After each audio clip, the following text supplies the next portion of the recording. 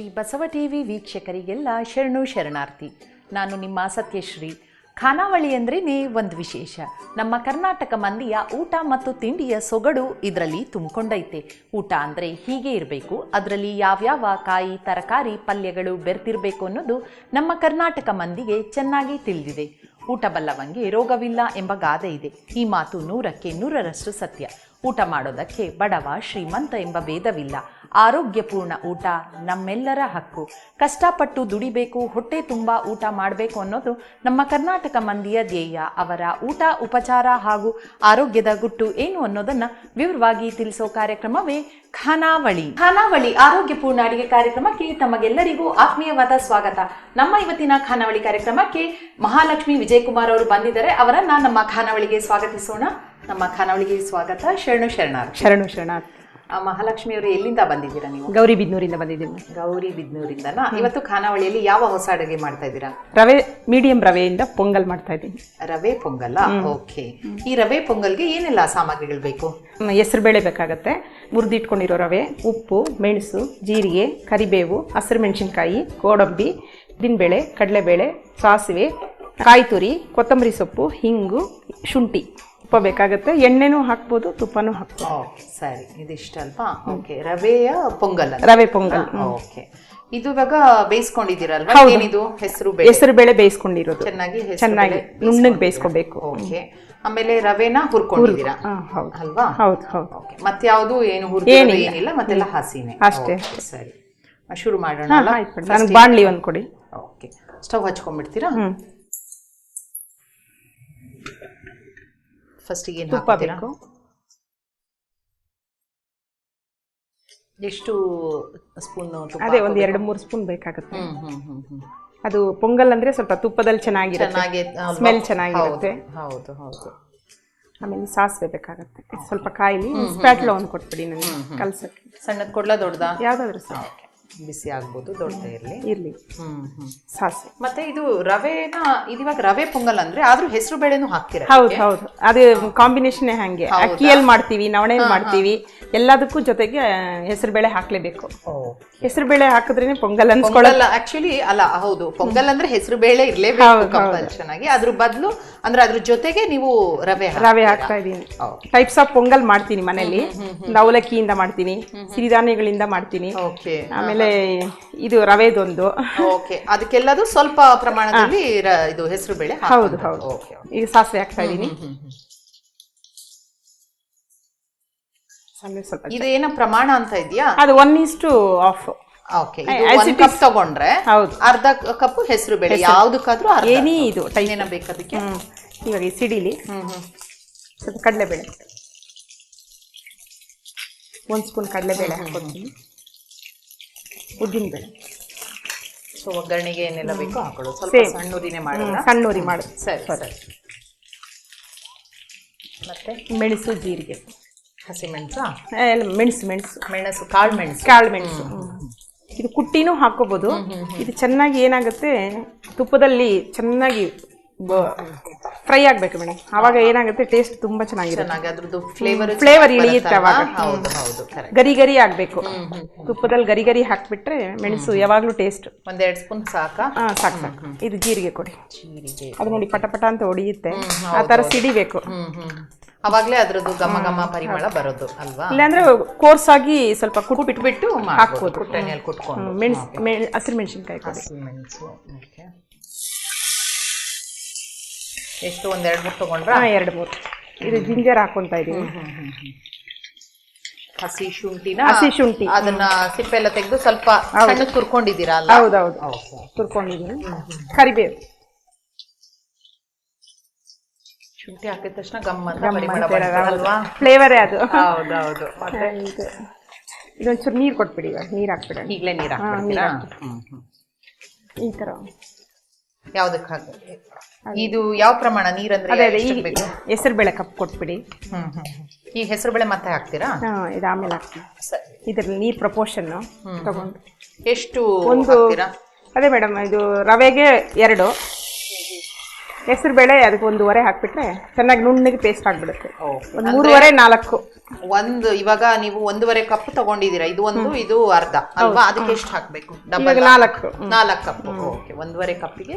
ಮತ್ತೆ ನೀವು ಪೊಂಗಲ್ ಅಂದ್ರೆ ಸ್ವಲ್ಪ ಜಾಸ್ತಿ ಬೇಯಬೇಕು, ನೀರು ಜಾಸ್ತಿ ಇರಬೇಕು. ಲೂಸ್ ಆಗಿದ್ರೆ ಚೆನ್ನಾಗಿ ಅರ್ಥ ಇಲ್ಲಾಂದ್ರೆ ಗಟ್ಟಿ ಆಗುತ್ತೆ. ಹೌದು, 4 ಕಪ್ ಹಾಕಿದೀನಿ. ಈಗ ಉಪ್ಪು, ಕಾಯಿ ತುರಿ ಹಾಕ್ಬೇಡೋಣ, ಕೊತ್ತಂಬರಿ ಸ್ವಲ್ಪ ಲಾಸ್ಟ್ ಅದಾಗ. ಉಪ್ಪಿಗ್ಲೇ ಹಾಕ್ತೀರಾ? ಇಲ್ಲ, ಕೈ ಆಳತ್ತೆ ನನಗೆ. ಇಲ್ಲ, ತುಂಬಾ ಜನ ಖಾನಾವಳಿಗೆ ಬಂದಾಗ ಹಾಗೆ ಹೇಳ್ತಾರೆ, ಕೈ ಆದ್ರೆ ಮಾತ್ರ ಅದು ಕರೆಕ್ಟ್ ಆಗಿ ಬರುತ್ತೆ. ಅಕಸ್ಮಾತ್ ಅದು ಹೆಚ್ಚು ಕಡಿಮೆ ಗೊತ್ತಾಗಲ್ಲ. ಹೌದು, ಜಾಸ್ತಿ ಆಗೋಗುತ್ತೆ. ನಾವು ಯೂಶಲಿ ಕಲ್ಲುಪ್ಪು ಬಳಸ್ತೀವಿ ಮನೇಲಿ. ಹೌದಾ? ಇದು ಪೌಡರ್ ಆದ್ರೆ ಕೈಯಲ್ಲೇ. ಇಲ್ಲ, ಕಲ್ಲುಪ್ಪು ಮತ್ತೆ ಆರೋಗ್ಯಕ್ಕೆ ಒಳ್ಳೇದು. ಇದರಲ್ಲಿ ಮತ್ತೆ ಅದು ಅಂಟಬಾರ್ದು ಅಂತ ಒಂದು ಬೇರೆ ಏನೋ ಕೆಮಿಕಲ್, ಅದು ಒಳ್ಳೇದಲ್ಲ ಆರೋಗ್ಯಕ್ಕೆ. ಅದೇನಾದ್ರು ದಿಢೀರ್ ಅಂತ ಬೇಕು ಅನ್ನುವಾಗ ಇದನ್ನೇ. ಇಲ್ಲ, ಅದು ಚಿತ್ರಾನ್ನಕ್ಕೆಲ್ಲ ಹಾಕ್ಲೇಬೇಕಲ್ಲ. ಹೌದೌದು, ಕೆಲವೊಂದಕ್ಕೆಲ್ಲ ಪೌಡರ್ ಸಾಲ್ಟೇ ಬೇಕಾಗತ್ತೆ. ಕಾಯಿ ತುರಿ ಕೊಟ್ಬಿಡಿ. ಮತ್ತೆ ಈ ಗೌರಿಬಿದನೂರೇನಾ ನಿಮ್ದು ಸ್ವಂತ ಊರು? ಇಲ್ಲ ಮೇಡಮ್, ನಮ್ದು ಬೇರೆ ಆಕ್ಚುಲಿ ಮೈಸೂರಲ್ಲಿದ್ವಿ. ಹೌದಾ? ಇಲ್ಲಿ ಇವಾಗ ಮ್ಯಾರೇಜ್ ಆದ್ಮೇಲೆ 20 ಇಯರ್ಸ್ ಮನೆ ಗೌರಿಬಿದನೂರು. ಇಲ್ಲ, ಅವ್ರದ್ದು ಕೋಲಾರ. ಜಾಬ್ಗೋಸ್ಕರ ಜಾಬ್ ಇಂದ ಬಂದಿದ್ದಾರೆ. ಅವ್ರು 32 ಇಯರ್ಸ್ ಆಯ್ತು. ಸೊ ಅಲ್ಲೇ ಸೆಟಲ್ಡ್. ನಮ್ಮೂರ್ ಅಂತಾನೆ ಆಗೋಯ್ತದು. ಯಾವಾಗ್ಲೂ ಹಾಗೆ ಬಿಡಿ, ಹೆಣ್ಮಕ್ಳಿಗಾಗೆ ಅಲ್ವಾ? ಮದುವೆ ಆಗೋದ್ಮೇಲೆ ಎಲ್ಲಿ ಗಂಡ ಇರ್ತಾರೋ ಅಲ್ಲೇ ಸೆಟಲ್ ಆಗಿ ಅಲ್ಲೇ ಸ್ವಂತ ಊರ್ ಆಗ್ಬಿಡತ್ತೆ. ಇವಾಗ ನಮ್ಮ ಮಗಳು ಅಲ್ಲೇ ಓದ್ತಿದ್ದಾಳೆ. ಅದರಿಂದ ಎಷ್ಟನೇ ಕ್ಲಾಸ್? 8ನೇ ಕ್ಲಾಸ್. ಹೌದಾ? ಏನ್ ಹೆಸರು ಮಗಳದ್ದು? ವಂದನಾ. ಓಕೆ. ಸೊ ಅಡಿಗೆ ಎಲ್ಲ ನಿಮ್ದೇನಾ? ನಾನೇ ಮಾಡ್ತೀನಿ. ಹೌದಾ?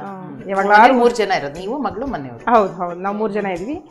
ಯಾವಾಗ್ಲಾದ್ರೂ ನಾನು ಹುಷಾರ್ ತಪ್ಪಿದ್ರೆ ನಮ್ಮ ಯಜಮಾನ್ರ ಕೇರ್ ತಗೊಳ್ತಾರೆ. ಅಡಿಗೆ ಡಿಪಾರ್ಟ್ಮೆಂಟ್ ಟೈಮಲ್ಲಿ ನಮ್ಮ ಮಗಳು ಮಾಡ್ತಾಳೆ. ಹೌದಾ? ಎಲ್ರಿಗೂ ಆಸಕ್ತಿ ಇದೆ. ಎಲ್ಲರಿಗೂ ಆಸಕ್ತಿ. ಇದು ಸ್ವಲ್ಪ ನೀರು ಕುದಿಬೇಕು, ಬಾಯ್ಲ್ ಆಗ್ಬೇಕು. Okay sir. ಈಗ ನೀರು ಕುದೀತಾ ಇದೆ, ಇನ್ನೇನ್ ಹಾಕ್ತೀರಾ? ಒಂಚೂರು ಹಿಂಗ್ ಹಾಕ್ತೀನಿ. ಓಕೆ. ಒಗ್ಗರಣೆಲ್ಲೂ ಹಾಕ್ಬೋದು. ಇದು ಹಾಲು ಹಿಂಗಾಗಿರೋದ್ರಿಂದ ನೀರಲ್ಲೂ ಕರ್ಗೋಗುತ್ತೆ. ಒಳ್ಳೆ ಹಿಂಗು ಸಿಕ್ಕಿದೆ ನಿಮ್ಗೆ. ಯೂಶಲಿ ಸಿಕ್ಕಲ್ಲ ಪೇಸ್ಟ್. ನಾವು ಇಲ್ಲೇ ಇದನ್ನೇ ತಗೊಳ್ಳೋದು. ಹೌದಾ? ಅಂದ್ರೆ ಸ್ವಲ್ಪ ಸೆಲೆಕ್ಟಿವ್ ಅಂಗಡಿಗಳಿರ್ಬೋದು. ಆಮೇಲೆ ಇದ್ರಲ್ಲಿ ಘಮ ಜಾಸ್ತಿ ಅಲ್ವಾ? ಚೆನ್ನಾಗಿ ಪರಿಮಳ. ಪೌಡರ್ ಆದ್ರೆ ಎಲ್ಲ ಪ್ರೋಸೆಸ್ ಆಗ್ಬಿಟ್ಟಿರುತ್ತೆ. ಇದರಲ್ಲಿ ಸ್ವಲ್ಪ ವೆಟ್ ಇರೋದ್ರಿಂದ ಫ್ಲೇವರ್ ಚೆನ್ನಾಗಿ ಬರುತ್ತೆ. ಹೌದು. ಇವಾಗ ಹೆಸರು ಬೇಳೆ ಹಾಕ್ಬಿಡ್ತೀನಿ. ಬೇಯಿಸ್ಕೊಂಡಿರುವಂತ ಹೆಸರು ಬೇಳೆ ಹಾಕ್ತೀನಿ. ಓಕೆ. ಸ್ಪೂನ್ ಇದೆ ಅಲ್ಲ? ಸ್ವಲ್ಪ ಎಲ್ಲ ಕರಗಿ ಈವನ್ ಆಗಿ ಮಿಕ್ಸ್ ಮಾಡಿ ಇಟ್ಬಿಡೋಣ. ಓಕೆ. ಇದು ಯಾವಾಗ ತಿಂಡಿಗೆ ಮಾಡ್ತೀರಾ? ಹೇಗೆ ಬ್ರೇಕ್ಫಾಸ್ಟ್ ತರ? ಬೆಳಿಗ್ಗೆ ಅದೇ ಒಂದೊಂದು ವಾರ ಒಂದೊಂದು ಪೊಂಗಲ್. ನೀವು ಆತರ ಒಂದು, ಯಾಕಂದ್ರೆ ತುಂಬಾ ವೆರೈಟೀಸ್ ಮಾಡ್ತೀರಾ. ಅದರಿಂದ ಒಂದೇ ಪೊಂಗಲ್ ಬೋರ್ ಆಗ್ಬಿಡೋದು. ಹೌದು. ಸೊ ರೆಡ್ ರೈಸ್ ಅಲ್ಲಿ, ಬ್ರೌನ್ ರೈಸ್ ಅಲ್ಲಿ, ಸಿರಿಧಾನ್ಯಗಳಲ್ಲಿ. ಓಕೆ. ಇದೆಲ್ಲ ವಿಧಾನ ನೀವು ಮಾಡಿರೋ ಸೇಮು? 2 ಐಟಮ್ ಚೇಂಜ್ ಆಗುತ್ತೆ. ಹೆಸರು ಬೇಳೆನೂ ಕಾನ್ಸ್ಟೆಂಟ್ ಆಗೇ ಇರುತ್ತೆ. ಈ ರವೆ ಬದಲು ಬೇರೆ ಬೇರೆ ಮಾಡ್ಕೊಳ್ಳಿ. ನವಣೆ, ಸಿರಿಧಾನ್ಯಗಳು, ಅವಲಕ್ಕಿ. ಸೊ ಡಿಪೆಂಡ್ಸ್ ಆ ತರ. ಇದೊಂಚೂರು ಹಾಕಿ ಇವನ್ ಆಗಿ ಕಲಸ್ಬಿಡೋಣ. ಓಕೆ. ಅದೊಂಚೂರು ಕುದಿ ಬರ್ಲಿ. ಈಗ ಹೆಸರು ಬೇಳೆ ಹಾಕಿರೋದ್ರಿಂದ ಚೂರು ಕುದಿ ಬಂದು ರವೆ ಹಾಕ್ಬಿಟ್ಟು ಮಾಮೂಲಿ ಉಪ್ಪಿಟ್ಟು ಮಾಡ್ತೀವಿ ನೋಡಿ, ಅದೇ ಪ್ರೋಸೆಸ್ ಅಲ್ಲಿ ಮಾಡ್ಬಿಡೋದು. ಹೆಸರು ಬೇಳೆ ಒಂದು ಅಡನ್ ಆಗಿರುತ್ತೆ. ಜೀರಿಗೆ ಮೆಣಸು. ಓಕೆ. ಹೆಸರು ಬೇಳೆ ಬೇಯಿಸಿಟ್ರೆ ಸ್ವಲ್ಪ ಬೇಗನೆ, ನೀವು ಹೇಳ್ದಂಗೆ 10 ಮಿನಿಟ್ಸ್ ಅಷ್ಟೇ, ಅದು ಬೇಗನೆ ಬೇಯುತ್ತೆ. ಹೆಸರು ಬೇಳೆ ತುಂಬಾ ಹೊತ್ತಾಗಲ್ವಲ್ಲ. ಮತ್ತೆ ಅಡಿಗೆ ಬಗ್ಗೆ ತುಂಬಾ ಆಸಕ್ತಿ ಇದೆ ಅಂತ ಅನ್ಸುತ್ತೆ ನೀವು ಹೇಳದ್ ನೋಡಿದಾಗ. ಯಾಕಂದ್ರೆ ಪ್ರತಿ ವೀಕ್ ಹೊಸ ಇದು ಮಾಡ್ತೀನಿ, ತಿಂಡಿ ಮಾಡ್ತೀನಿ ಅಂತ ಇದ್ರೆ ರವೆ ಕೊಟ್ಬಿಡಿ ಮೇಡಮ್. ನೀರು ಕುದೀತಾ ಇದೆ. ಇಲ್ಲ, ಅದು ಹಾಗೆ ಕಪ್ ಹಾಕ್ಬಿಡ್ತೀನಿ. ಹೀಗೆ ಹಾಕ್ಬಿಡ್ತೀನಿ. ನೀವೇ ಇದು ರವೆನೂ ಹುರ್ಕೊಂಡಿದ್ದೀರಾ? ಹೌದೌದು, ಹುರಿದಿರೋ ರವೆ. ಓಕೆ. ಮೆಲ್ಲಕ್ಕೆ ಗಂಟಾಗಬಾರ್ದು. ಸೊ ನೀಟಾಗಿ ಹಾಕೊಂಡು ಕಲಿಸ್ಬಿಡಿ. ಚೆನ್ನಾಗಿ ಮಿಕ್ಸ್ ಆಗಿ. ಸೊ ಏನೆಲ್ಲ ಮಾಡ್ತೀರಾ ಮನೇಲಿ? ಮಹಾಲಕ್ಷ್ಮಿ ಅವ್ರು ಏನ್ ಸ್ಪೆಷಲ್ ಆಗಿ ಮಾಡ್ತಾರೆ? ಹೇಗೆ ಅಡಿಗೆಗಳ? ರೈಸ್ ಅಲ್ಲಿ ತುಂಬಾ ವೆರೈಟೀಸ್ ಮಾಡ್ತೀನಿ ಮೇಡಮ್. ದೋಸೆಗಳಲ್ಲಿ ವೆರೈಟೀಸ್ ಮಾಡ್ತೀನಿ. ಓಕೆ. ಒಂದು ಸಲ ಮಾಡಿದ್ದೀನಿ, ಒಂದ್ಸತಿ ಮಾಡಲ್ಲ. ಆತರ ವೀಕ್ ಅದು ಮಾಡಿರೋದು ಇನ್ನೊಂದು 1 ಮಂತ್ ಮೇಲೆ, 1.5-2 ತಿಂಗಳ ಮೇಲೆ ರಿಪೀಟ್ ಆಗೋದು. ಮನೆಯವರು ಮತ್ತೆ ಮಗಳಿಗೆ ತುಂಬಾ ಅದೃಷ್ಟ ಆಗಾದ್ರೆ, ಯಾಕಂದ್ರೆ ಅಷ್ಟು ವೆರೈಟೀಸ್ ಸಿಗುತ್ತೆ ಅಂತ. ಇವಾಗ ಸಿರಿಧಾನ್ಯ ಒಂದು ಆಡ್ ಆಗಿರೋದ್ರಿಂದ 2-3 ಇಯರ್ಸ್ ಇಂದ ತುಂಬಾ ಇದರಲ್ಲಿ ಇದೆ ನೋಡಿ, ಟ್ರೆಂಡ್ ಅಲ್ಲಿ. ಹೌದೌದು, ಯಾಕಂದ್ರೆ ಆರೋಗ್ಯಕ್ಕೆ ಒಳ್ಳೇದು ಅಂತ ಇತ್ತೀಚಿನ ದಿನಗಳಲ್ಲಿ ಯೂಸ್ ಮಾಡ್ತಾ ಇದ್ದಾರೆ, ಉಪಯೋಗಿಸ್ತಾರೆ. ಬರ್ತಾನು ಇದೆ ಮಾರ್ಕೆಟ್. ಹೌದು, ಅವೈಲಬಲ್ ಇರೋದ್ರಿಂದ ಅದೆಲ್ಲ ಹಳೆಯ ಕಾಲದ ಅಡಿಗೆನೆ. ಹೌದು. ಬಟ್ ಇವಾಗ ಏನಾಗ್ತಿದೆ, ತುಂಬಾ ಎಲ್ಲ ಅದನ್ನ ಯೂಸ್ ಮಾಡೋದ್ರಿಂದ ನಮ್ಗೆ ಅವೈಲಬಲ್ ಇದೆ, ಆಕ್ಸೆಸ್ ಇರೋದ್ರಿಂದ ಅದನ್ನ ಬಳಸ್ಕೊಳ್ಳೋಣ ನಾವು. ಖಂಡಿತ. ಯಾಕಂದ್ರೆ ಮುಂಚೆಲ್ಲ ರೈಸ್ ಅಂದ್ಬಿಟ್ಟು ಎಲ್ಲರೂ ರೈಸ್ ಅನ್ನು ಯೂಸ್ ಮಾಡಿ, ಅದ್ರಲ್ಲಿ ಇವಾಗ ಏನು ಅಂತ ಒಂದು ಪೌಷ್ಟಿಕತೆ ಇಲ್ಲ ಅಂತ ಸಿರಿಧಾನ್ಯಕ್ಕೆಲ್ಲ ಜನರು ಹೋಗ್ತಾ ಇದ್ರೆ ಒಳ್ಳೇದೇ ಅದು. ಫೈಬರ್ ಇರುತ್ತೆ. ಸೊ ಶುಗರ್ಗೆಲ್ಲ ಒಳ್ಳೇದು, ಡಯಾಬಿಟಿಸ್ ಪೇಷಂಟ್ಸ್ಗೆ ಒಳ್ಳೇದು. 3 ತಿಂಗಳು ಕಂಟಿನ್ಯೂಸ್ ತಿಂದ್ರೆ ಶುಗರ್ ನಾರ್ಮಲ್ ಬರ್ತದೆ ಅಂತಾರೆ. ಹೌದಾ? ತಿನ್ಲಿಕ್ಕೆ ಆಗಲ್ಲ, ಸ್ವಲ್ಪ ಅಂದ್ರೆ ಅಡ್ಜಸ್ಟ್ ಆಗಕ್ಕೆ ಸ್ವಲ್ಪ ಟೈಮ್ ಬೇಕಾಗತ್ತೆ. ಏನಂದ್ರೆ ಒಂದು ಇದ್ರಲ್ಲಿ ಗ್ಯಾಪ್ ಅಲ್ಲಿ ತಗೋಬಹುದು. 2 ದಿನ ವೈಟ್ ರೈಸ್, 2 ದಿನ brown rice, red rice. Plus sugar ಸ್ವಲ್ಪ ಕಂಟ್ರೋಲಿಗೆ ಬರುತ್ತೆ ಅಂತಾನು ಎಲ್ಲ ರಿಸರ್ಚ್ ಎಲ್ಲ ಮಾಡಿ ಹೇಳಿದ್ದಾರೆ. ಸಿರಿಧಾನ್ಯನ ನಿಯಮಿತವಾಗಿ ಅಂದ್ರೆ ತಗೊಂಡ್ರೆ ಶುಗರ್ ಅಟ್ಲೀಸ್ಟ್ ಕಂಟ್ರೋಲ್ ಅಲ್ಲಿ ಬರುತ್ತೆ ಅಂತ ರಿಸರ್ಚರ್ಸ್ ಎಲ್ಲ ಮಾಡಿ ಹೇಳಿದಾರಲ್ವಾ? ಇದೊಂದು ಚೂರು ಮುಚ್ಚಿಬಿಡ್ತೀರಾ? ಓಕೆ, ಬೇಗ ಆಗುತ್ತೆ. ಅಂದ್ರೆ ಈಸಿ ಫಾಸ್ಟ್ ಆಗುತ್ತೆ. ನಿಮ್ಗೆ ಡಿಫ್ರೆಂಟ್ ಉಪ್ಪಿಟ್ಟೆ ತಿನ್ನೋಕ್ ಬೋರ್ ಇರ್ಬೋದು. ಸೊ ಹಾಗಾಗಿ ನಾವು ರವೆಯಲ್ಲಿ ಉಪ್ಪಿಟ್ಟು ಒಂದು ಬಿಟ್ಟು ಬೇರೆ ಎಲ್ಲ ಐಟಮ್ ಮಾಡ್ತೀವಿ. ನಿಜವಾಗ್ಲೂ ಉಪ್ಪಿಟ್ಟು ಅಂದ್ರೆ ಕೆಲವ್ರಿಗಂತೂ ಅಯ್ಯೋ, ಅದು ಎಸ್ಪೆಷಲಿ ಮಕ್ಕಳಿಗೆ ಅಯ್ಯೋ ಉಪ್ಪಿಟ್ಟ ಅಂತ ತಿನ್ನೋದೇ ಬೇಡ ಅನ್ನೋಷ್ಟು ಇದ್ ಮಾಡ್ತಾರೆ. ಚೇಂಜಸ್ ಮಾಡಿದ್ರೆ ಮೇ ಬಿ ಟೇಸ್ಟ್ ಡಿಫರ್ ಆಗುತ್ತೆ. ಹೌದು ಹೌದು. ಮತ್ತೆ ಪ್ರೋಸೆಸ್ ಏನ್ ನೀವ್ ಹೇಳ್ದಾಗೆ ತುಂಬಾ ಏನಿಲ್ಲ, ಇಲ್ಲಿ ಇರೋದನ್ನೇ ನಾವು ಒಗ್ಗರಣೆಗೆಲ್ಲ ಹಾಕೊಂಡ್ರಿ ಈಸಿಯಲ್ಲಿ ಬೇಯಿಸ್ಕೊಂಡ್ರಿ ಮನೇಲಿರೋ ಐಟಮ್ ಅನ್ನೇ ಮಾಡಿ.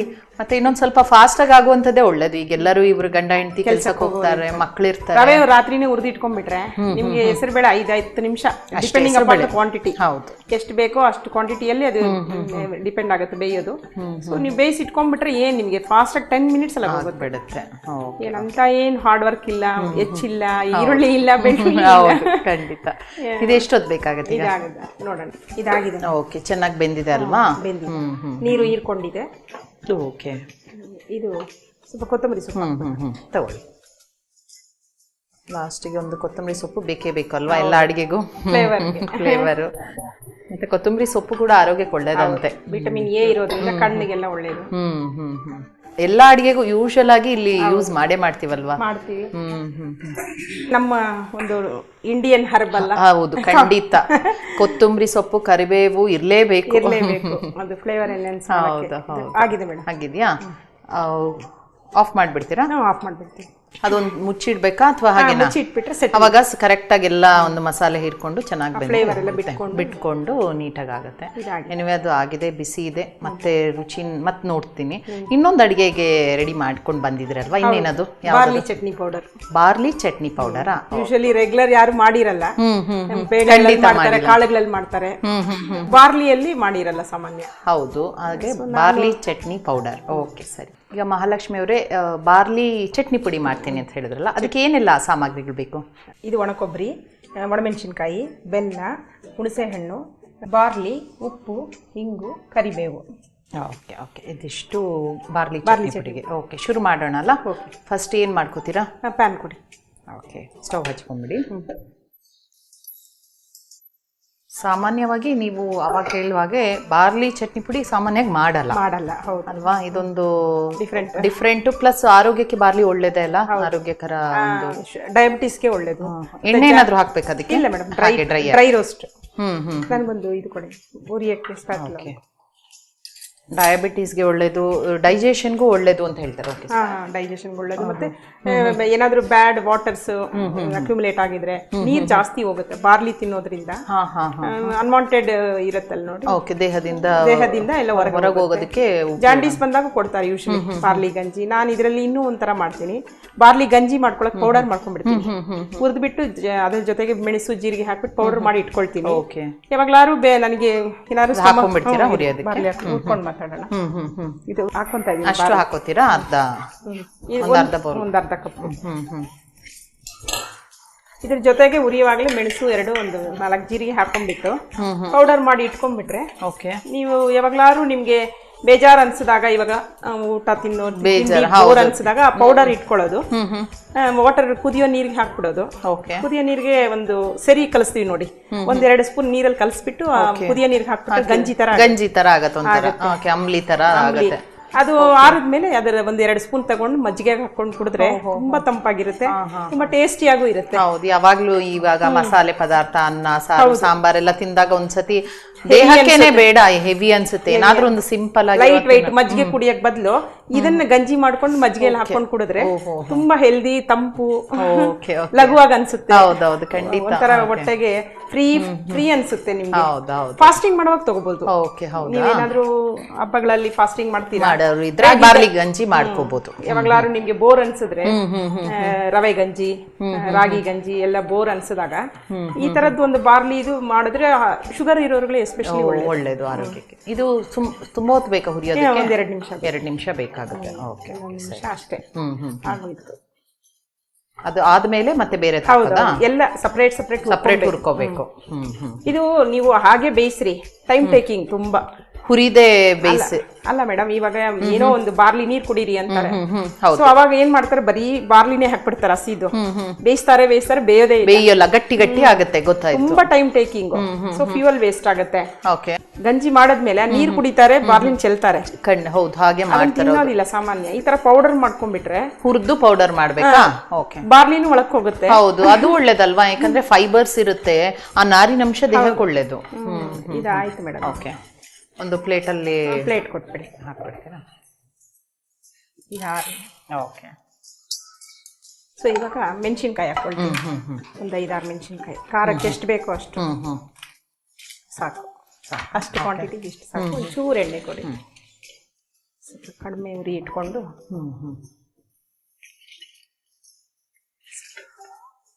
ಇದು ಚೆನ್ನಾಗಿ ಹುರಿಬೇಕಾದ್ರೆ ಎಣ್ಣೆ ಹಾಕೊಂಡು ಬಿಸಿ ಮುಟ್ಟಿದ್ರೆ ಸಾಕು. ಮಿಕ್ಸಿಯಲ್ಲಿ ಪೌಡರ್ ಆಗಲ್ಲ. ಹೌದೌದು, ಸ್ವಲ್ಪ ಅದು ಕ್ರಿಸ್ಪಿನೆಸ್ ಬರುತ್ತೆ. ಓಕೆ ಓಕೆ, ಸರಿ. ಬೇಗನೆ ಆಗೋಗುತ್ತೆ. ಇದೆಲ್ಲ ತರಾವರಿ ಚಟ್ನಿ ಪೌಡರ್ಸ್ ಮಾಡ್ಕೊಂಡ್ರೆ ಆರೋಗ್ಯಕ್ಕೂ ಒಳ್ಳೇದು. ಹೌದು ಹೌದು, ಆರೋಗ್ಯಕ್ಕೆ ಒಳ್ಳೇದು. ಮತ್ತೆ ದಿಢೀರ್ ಅಂತ ಏನಾದ್ರೂ ದೋಸೆ ಇಡ್ಲಿ ಮಾಡಿದಾಗ ಚಟ್ನಿ ಮಾಡೋದಕ್ಕೆ ಆಗೋದಿಲ್ಲ, ಅವಾಗ ಬಾಕ್ಸ್ ಅಲ್ಲಿ ಇಟ್ಕೊಂಡ್ಬಿಟ್ರೆ ಇದಕ್ಕೆ ಎಣ್ಣೆ ಹಾಕೊಂಡು ತಿನ್ಬೋದು. ಹೌದು. ಬೇಡ ಎಣ್ಣೆ ಅಂದ್ರೆ ನೀರ್ ಹಾಕೊಂಡು ಕಲ್ಸ್ಕೊಂಡು ಚಟ್ನಿ ತರಾನು ಮಾಡ್ಕೋಬಹುದಲ್ಲ. ಇದಾಗಿದೆ ಮೇಡಮ್. ಓಕೆ. ಒಣಕೊಬ್ಬರಿ ಇದಕ್ಕೆ ಹಾಕೊಳ್ಳೋಣ. ಮಾಮೂಲಿ ಚಟ್ನಿ ಪೌಡರ್ ಆದ್ರೆ ಕಡಲೆಬೇಳೆ, ಉದ್ದಿನ ಬೇಳೆ, ಹೆಸರು ಬೇಳೆ ಎಲ್ಲ ಹಾಕ್ತಿವಿ. ಇದಕ್ಕೆ ಇದು ಇಷ್ಟೇ ಸಾಕಾಗತ್ತೆ. ಬಾರ್ಲಿ, ಕೆಂಪು ಮೆಣಸು ಮತ್ತೆ ಕಾಯಿ, ಜಾಸ್ತಿ ಏನಿಲ್ಲ. ಹೌದು, ಉದ್ದಿನ ಬೇಳೆ ಅದು ಏನು ಬೇಕಾಗಲ್ಲ. ಓಕೆ, ಅಷ್ಟೇ ಸಾಕು. ಇದೆಲ್ಲ ಟೇಸ್ಟ್ ಆಡ್ ಆನ್ ಮಾಡಕ್ಕಷ್ಟೇ. ಹೌದು, ತೆಂಗಿನಕಾಯಿ ಎಲ್ಲ ಇದ್ರೆ ಒಂಚೂರು ರುಚಿಯಾಗಿರುತ್ತೆ. ಅದು ಸ್ವಲ್ಪ ಬ್ಲಾಂಕ್ ಅನ್ಸುತ್ತೆ. ಹೌದೌದೌದು, ಚಪ್ಪೆ ಅನ್ಸ್ಬಿಡುತ್ತೆ. ಸ್ವಲ್ಪ ಇದೆಲ್ಲ ಕಾಯೆಲ್ಲ ಹಾಕಿದ್ರೆ ರುಚಿ ಚೆನ್ನಾಗಿ ಟೇಸ್ಟ್ ಬರುತ್ತೆ. ಹೌದು. ಈಗ ಹುಣಸೆ ಹಣ್ಣು ಸ್ವಲ್ಪ ಹುರ್ಕೊಳ್ಳೋಣ. ಇದು ಒಂದ್ಸಲ ಉಪ್ಪು, ಹುಳಿ, ಖಾರ ಬೇಕು ಅಲ್ವಾ? ಅದು ಬೇಕೇ ಬೇಕು. ಇಲ್ದಿದ್ರೆ ತಿಂಡಿಗಳು ಏನದು ಗಂಟ್ಲಲ್ಲೇ ಇಳಿಯೋದಿಲ್ಲ. ಅದು ಈಗಿನ ಮಕ್ಕಳಿಗೆ, ಈಗಿನವ್ರಿಗೆ ಅಂದ್ರೆ ಸ್ವಲ್ಪ ಇನ್ನೂ ಚೆನ್ನಾಗಿ ಸ್ಪೈಸಿಯಾಗಿ ಮಾಡ್ಬೇಕು. ಹಾಗಾಗಿ ಇದೆಲ್ಲ ಇದು ನಮ್ಮನ್ನ ನಾವು ಮತ್ತೆ ಪೇಷಂಟ್ಸ್ ಶುಗರ್ ಇರೋರಿಗೆ ಎಸ್ಪೆಷಲಿ ತಗೊಳ್ತಾರೆ ಮೇಡಮ್. ನಾನ್ ಮಾಡಿದ್ದೆ ಒಂದಿನ, ತುಂಬಾ ಇಷ್ಟ ಆಯ್ತು. ಇದನ್ನೇ ಏನ್ ಮಾಡ್ಬೋದು ಅಂದ್ರೆ ವೇರಿಯೇಷನ್ಸ್ ಪೌಡರ್ ಮಾಡ್ಕೊಳ್ಳೋದು. ಮಾಮೂಲಿ ಹಸಿದೆ ಪೌಡರ್ ಮಿಕ್ಸಿಯಲ್ಲಿ ಮಾಡ್ಕೊಂಡ್ಬಿಡೋದು. ಅಕ್ಕಿ ಹಿಟ್ಟು ಜೊತೆಗೆ 2-3 ಸ್ಪೂನು 4 ಸ್ಪೂನು ಎಷ್ಟೋ ಒಂದಷ್ಟು ಪೌಡರ್ ಮಿಕ್ಸ್ ಮಾಡಿ ರೊಟ್ಟಿ ತರಾನು ಮಾಡ್ಬೋದು. ಬಾರ್ಲಿ ರೊಟ್ಟಿನ ಅಕ್ಕಿ ಹಿಟ್ಟು ಜೊತೆಗೆ ಈ ಪೌಡರ್ ಅಷ್ಟೆಲ್ಲ ಏನೇನೋ ಮಾಡ್ಬಿಟ್ಟಿದ್ದೀರಾ ಬಾರ್ಲಿಯಲ್ಲಿ.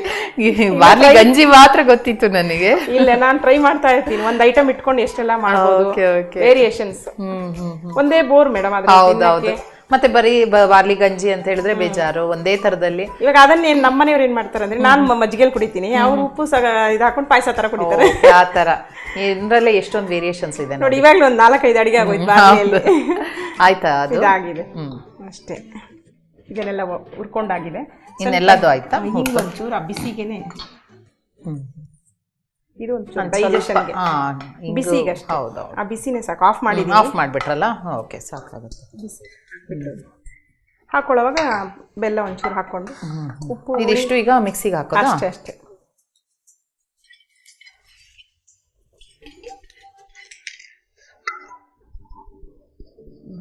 ಉಪ್ಪು ಹಾಕೊಂಡ್ಬಿಡಿ. ಇದು ಹಾಕೊಂಡು ಉಪ್ಪು. ಓಕೆ, ಬಿಸಿ ಇದೆಯಾ ಇಲ್ವಾ? ಪರವಾಗಿಲ್ಲ, ಕೈಯಲ್ಲೇ ಮಾಡ್ತೀರಾ?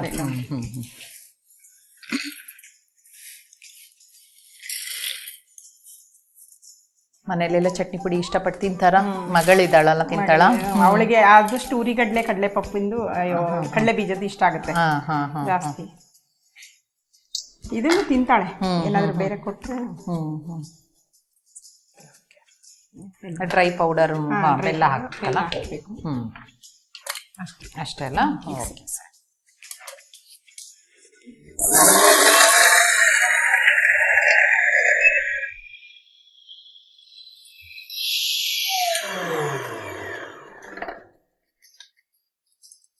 ನೋಡ್ತೀರಾ ಮಹಾಲಕ್ಷ್ಮಿ ಅವರೇ, ಆಗಿರಬಹುದು. ಆಗಿದೆ. ಆಗಿದೆಯಾ? ಓಕೆ. ಸೊ ಎಲ್ಲ ಇಂಗ್ರೀಡಿಯೆಂಟ್ ಹಾಕಿದ್ದೀರಾ, ಬಾರ್ಲಿ ಚಟ್ನಿ ಪುಡಿ ರೆಡಿ ಇದೆ. ಏನು ತಂದಿದ್ದೀರಾ ಅದನ್ನ ಟೇಸ್ಟ್ ಮಾಡೋದಕ್ಕೆ? ದೋಸೆ ತಂದಿದ್ದೀನಿ. ದೋಸೆ ರೆಡಿ ಮಾಡಿಟ್ಟಿದ್ದೀರಾ ಅಲ್ವಾ? ಓಕೆ. ಸೊ ದೋಸೆ, ಅನ್ನ ಯಾವುದಕ್ಕಾದ್ರೂ ಚಟ್ನಿ ಪುಡಿ ಅಂದರೆ ಉಪಯೋಗಿಸ್ಬೋದಲ್ಲ? ಮಲ್ಟಿಪರ್ಪಸ್ ರೊಟ್ಟಿಗಳಿಗೆ ಒಂದು ಸ್ಪೂನ್. ಹಾಂ. ಮತ್ತೆ ನೀವು ಮಾಡಿರುವಂಥ ರವೆ ಪೊಂಗಲ್ ಕೂಡ ರೆಡಿ ಮಾಡಿಟ್ಟಿದ್ದೀರಾ. ಇದೊಂಚೂರು ಹಾಕ್ತೀನಿ. ಅದ್ರ ಮೇಲೆ ತುಪ್ಪ ಒಂದು ಸ್ವಲ್ಪ, ಇಲ್ಲಾಂದ್ರೆ ಮೊಸರು, ನೀರು, ಯಾವ್ದು ಬೇಕಾದ್ರೂ ಏನು ಮನೆಯಲ್ಲಿ ಅವೈಲೇಬಲ್ ಈ ಮೂರಲ್ಲಿ ಏನಿದೆಯೋ ಅದನ್ನ ಹಾಕೋಬಹುದು. ಓಕೆ, ಖಂಡಿತ. ಬೇಕಾದ್ರೆ ಅದು ಚಟ್ನಿ ಪುಡಿ ಅಂದ್ರೆ ಸ್ವಲ್ಪ ಡ್ರೈ ಆಗಿ ಕೆಲವ್ರು ತಿಂತಾರೆ, ಕೆಲವ್ರು ತುಪ್ಪದ ಜೊತೆಗೆ ಸ್ವಲ್ಪ ಕಾದ ಎಣ್ಣೆ ಜೊತೆಗೆ ಮೇಲೆ ಸುಮ್ಮನೆ ಅಲಂಕಾರ. ಮತ್ತೆ ರುಚಿನೂ ಚೆನ್ನಾಗಿರುತ್ತೆ ಅಲ್ವಾ?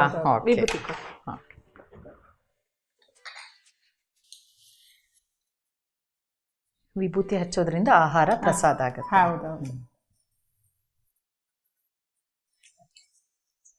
ರವೆ ಪೊಂಗಲ್, ದೋಸೆ, ಚಟ್ನಿ ಪುಡಿಗೆ ದೋಸೆ ಕಾಂಬಿನೇಷನ್ ಟೇಸ್ಟ್ ಮಾಡಿ. ರವೆ ಪೊಂಗಲ್ ಮತ್ತೆ ಬಾರ್ಲಿ ಚಟ್ನಿ ಪುಡಿ ಅಲ್ವಾ? ಫಸ್ಟ್ ಪೊಂಗಲ್ ಮಾಡಿ ಇಟ್ಬಿಟ್ಟಿದ್ದೀರಾ. ಓಕೆ.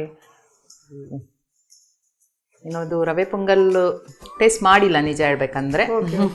ಮಾಮೂಲಿ ಪೊಂಗಲ್ ಎಲ್ಲ ತಿಂದಿದ್ದೀನಿ, ಹೆಸರು ಬೇಳೆದು. ಓಕೆ, ಇದು ನೋಡೋಣ ಹೇಗೆ.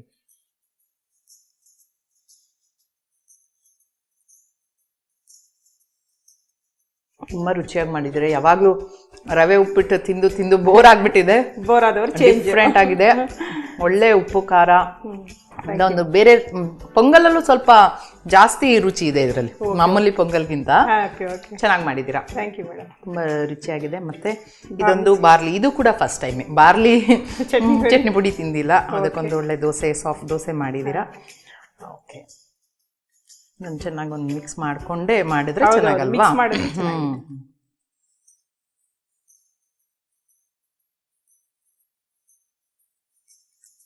ಇದು ಕೂಡ ತುಂಬಾ ರುಚಿಯಾಗಿ ಮಾಡಿದ್ದೀರಾ.